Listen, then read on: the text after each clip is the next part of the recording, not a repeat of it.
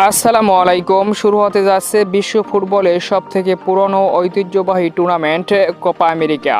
দ্বিতীয়বারের মতো 16টি দল নিয়ে জুনে যুক্তরাষ্ট্রে অনুষ্ঠিত হবে কোপা আমেরিকার 48তম আসর।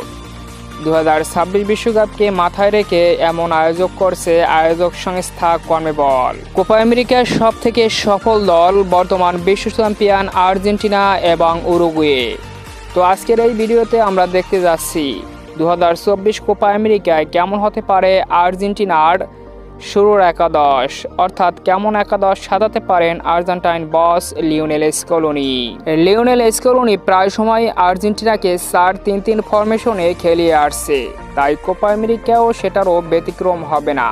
স্কলোনির কোপা আমেরিকার সেরা একাদশের গোলকিপার পজিশনে অটো চয়েস হিসাবে ইংলিশ প্রিমিয়ার লিগে দাপিয়ে বেড়ানো অ্যাস্টন ভিলার গোলকিপার এমিলিয়ানো মার্টিনেসি থাকবে গোলকিপার পজিশনে। ব্যাকআপ হিসাবে আরমানি রুলি, সেন্টার ব্যাক পজিশনে ক্রিস্টিয়ানো রোমেরো এবং নিকোলাস ওতামেন্ডির উপরই ভরসা রাখবে লিওনেল স্কলোনি। রাইট ব্যাগে নাউহেল মলিনা আর লেফট ব্যাগে তাগলিয়াফিকো।